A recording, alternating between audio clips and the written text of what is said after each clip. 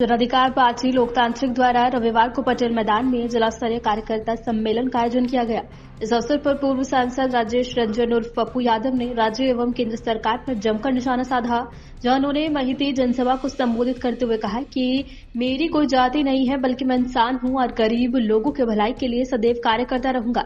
और उन्होंने सवालिया लहजे में कहा कि झूठ को झूठ कहना, गलत आदमी से लड़ना और अपराधियों भ्रष्टाचारियों से लड़ना, पीड़ित लोगों की सेवा करना तथा अन्याय के विरुद्ध आवाज उठाना, संघर्ष करना क्या गलत है? हमने क्या गलत किया जिसकी सजा मुझे दी गई? पूर्व सांसद ने कहा कि जब से नीतीश कुमार की सरकार बनी है तब से लेकर अब तक पूरे राज्य में 8,000 यादव मारे गए हैं, लेकिन राजद के नेताओं ने उनकी कोई सुध नहीं ली है, बल्कि मैंने उनके घर जाकर आंसू पोंछकर सहायता की है।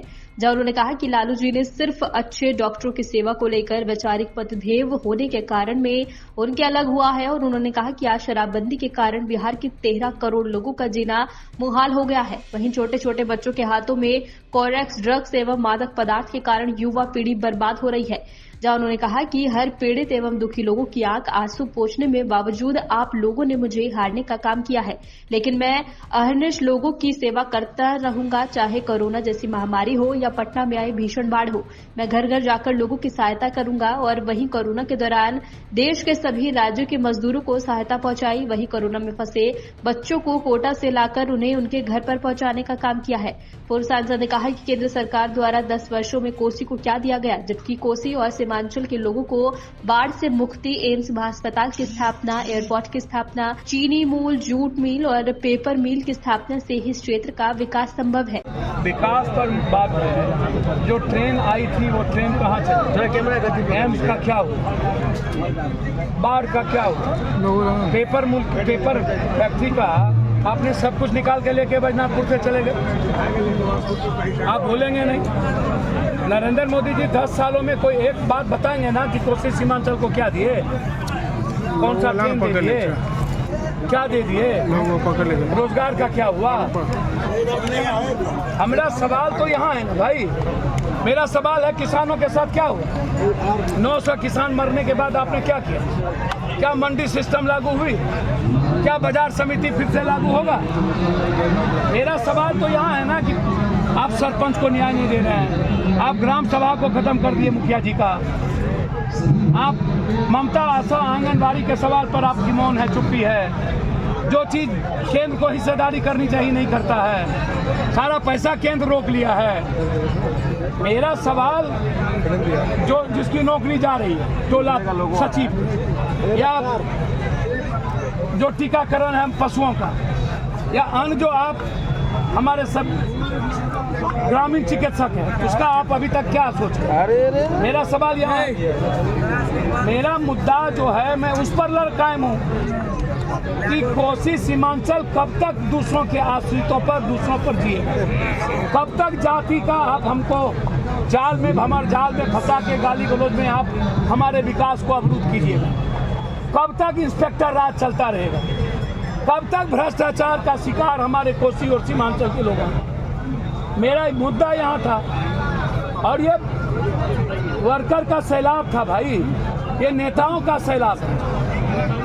ये लड़ाई आर पार की है, ये कोई शक्ति प्रदर्शन नहीं है। कोसी आज़ादी चाहती है, कोसी तय करेगा पटना और दिल्ली, दिल्ली और पटना कोसी को तय नहीं करेगा। यह आवाज़ थी, यह किसी जाति धर्म के विचारों के सम्मान के लिए आवाज़ थी। हम नफरत के खिलाफ यहाँ जुटे थे, हम विकास के लिए यहाँ जुटे थे, हम किसी जाति को अपमानित करने वालों के खिलाफ यहाँ जुटे थे। इसलिए लड़ाई हम लोग की आर पार की, और ये लड़ाई विकास को लेकर के है। हम चाहते हैं कि हमारे साथ सौतेलेपन का व्यवहार ना किया जाए। इकोनॉमिकल स्टेटस जो कोसी का है, सीमांचल का है, उसको आप घोषित करिए। यदि विशेष राज्य विशेष पैकेज चाहिए तो हम लोगों को भी इकोनॉमिकल स्टेटस चाहिए किसी भी कीमत।